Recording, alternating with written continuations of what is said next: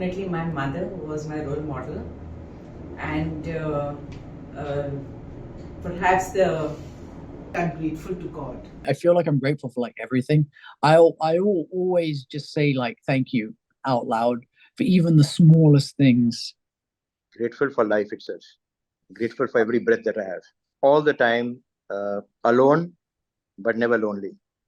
I'm grateful for this every day we get to live, and my family, of course. I'm grateful for those situations which I came across. The life, little hardship and all that stuff, I think I'm most grateful to them. From childhood to now. I'm grateful to those situations, vicissitudes as you call it. Most grateful to them. Feeling love.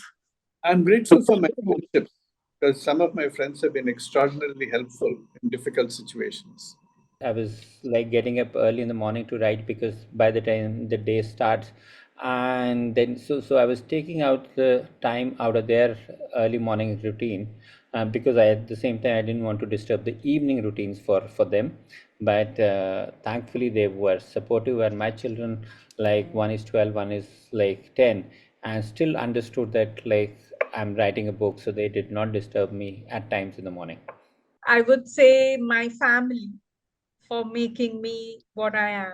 I am grateful for so many things in the world that I cannot even begin to assess. But the thing that I'm most grateful for is the ability to have the ability to wake up as many people as I can to their true potential. Guidance that I received in my life.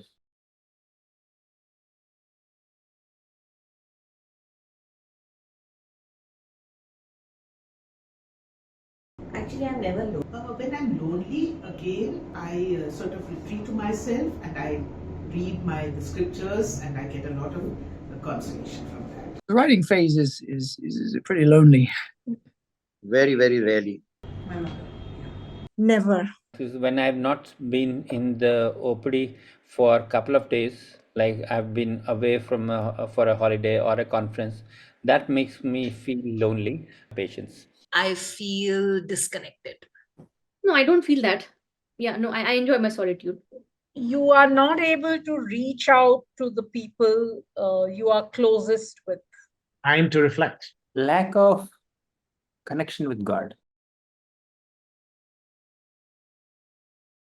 When I'm happy, I like to sing, although I'm a bathroom singer. I just like to talk about my happiness to people, and just go that extra mile to help others and make others happy. Jasmine, who is my fiance. Giving joy to others. My daughters. Well, I'm happy. Always. When I feel happy, I feel a little nervous because maybe I'm like, what am I missing? Like, why do I feel so happy? So happiness is a good emotion for me, but I'm a little bit like skeptical, like because I'm so much in the trauma world that I'm a little bit like, which ball is going to drop? So I'm always in crisis mode. Well, anything that pleases me, particularly good humor. Anything. I think just having a playful time with my daughter would make me happy. Listening to some good music would make me happy. Talking to my colleagues and having a laughter or talking to my siblings would make me happy. Spending time with my family. And the food that I like to eat. Giving. Vrindavan. Normally, when I'm anxious, I try to distract my mind and think of something positive. When I'm anxious, again, the only person I can turn to is my God. So I just pray, and there are moments like this every other day. So I just pray. I get a lot of solace by just praying, and He always relieves my anxiety. Life really never happened. Stage. Problem to solve. Lanka. When I'm angry, I normally try to calm myself by using auto-suggestion. So I just say, Vandana, calm down. But when I get angry, I realize that it is a negative emotion, and I immediately ask forgiveness because I believe it is a sin to be angry. Seeing people not, for whatever reason, using the potential they have. Avoid it. Very powerful, purposeful. Anger is my best emotion. Well, when people are unkind to others, that makes me angry. But yes, busy, chaotic day, sometimes too many patients, too many things happening at one time can make me angry. If the work is not going good, then of course, if there is something that happens otherwise which we feel that is violating your boundary, or somebody is not being respectful, of course it makes you angry, it makes you disappointed. But no, I don't scream shout as such, but I certainly try either to ignore it, um, con- regulate my own anger, or express it in a firm, polite way. When things are not going your way, when you find other people being unreasonable, those things. About the inadequacies of current reality. Hiranyakashipu. Crisis. Be like. Never. When I feel sad, I feel very spiritual. I go into my poetry and ocean, and I like to just like be very flowy. Whether it is what's happening to the children in Gaza, or whether it is otherwise wherever unnecessary wars are being fought, or even when people are being treated very badly by anybody, then that makes me sad. If I'm not able to kind of live up to an expectation of a parent. So it could be something that I hear or read in the media, right? There are many sad things that go on in the world, and to read about that definitely makes me sad. A natural outcome of failure. When I held my first baby in my hands. That's a really beautiful moment of my life. When I had my first baby, I remember it was after long labor, and holding the child in my hand was one of the happiest moments I had. It was peace at peace, and knowing that a newborn is in my hand. One of my teachers, she was our movement coach, and like kind of in my end of year, whatever it was, like tutorial assessment, she'd said to me, she's like, one thing I noticed with you, Sid, is that you're like a kid. Like when you're free to express yourself, you just shine like a child. When you're being told what to do, you kind of like, close off from it. That really stuck with me and really changed my life. And what I realized from it was that a lot of the time we feel like we're not free because the person that's not giving us the freedom is ourselves. Mm-hmm. And that really helped me give myself freedom without judging whether I was doing it right, wrong, whatever. I think the warmth of my grandmother's, bosom, the warmth and love of, living in a very small family, the love and attention that I got as a child. Mm-hmm. And also, of course, in my profession, the highest award that I got was my Padma Shri with the President of India. So getting recognized by, by your own country for all the work that you had done was a very humbling moment. My book launched. I was, one of the best days of my life. It was launched by Rajiv Khandelwal and Gaurav Chopra, and it was a very heartwarming moment for me. Yes. My family, especially my siblings, a lot of ideas come to me. Mm-hmm. My sister, my brother, and the relationship with me. That's the happiest thing. My parents, when I was young. When I look at my parents, they were a picture of joy. Yeah, I mean, food is associated with that. So, I grew up in Delhi. That's like, I really actually love Delhi, and I have very positive memories associated with it. So the Pani Puri wala ji next to my house, and like going up to him every time, whether I do well in school or not well in school or not, like that's something that really brings a joy for me. Well, there are several such memories. It's difficult to reach back into the memory bank and say this was particularly great or that was not particularly great. I'm grateful to my patients also. I've been a clinician. I've been a cardiologist. I've learned a lot of valuable lessons from them. Well, they're both on the professional front and on the personal front. Like as any other parent, you would say the birth of your first child is probably the best thing that you could happen to you, and you would probably not have that feeling ever in your life again. Like, so that one moment I still remember and relish all the time. I think nature is something that makes me feel very happy. Trips to my village in Gujarat. So, I was a currency trader. I used to work for the big banks and do very well financially and things like that. And one fine day, I decided that I needed to do something something different, and something that would add value to society. And I said, all right, let me try to write a book. And if the book is successful, then I will quit my job and do this for full time, help other organizations and other individuals wake up to their true potential. So I said, I won't quit my job because I have a family to feed. I will write a book and let's see what. And one of my happiest moments was when the book actually not only got published by one of the top publishers in the world, but it also became a bestseller. And that gave me the courage to then take the next step. I was asked to do something, some service from some senior monks. And it took some time for me to do it.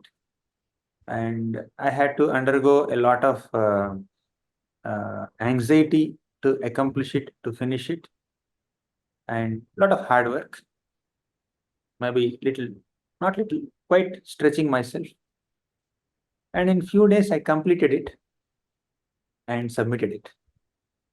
When I saw the happiness on the face of the senior monk who has given me that service, all the hard work that I have done is completely evaporated. It's worth going through all that hard work to see the smile on the face of a spiritually elevated personality.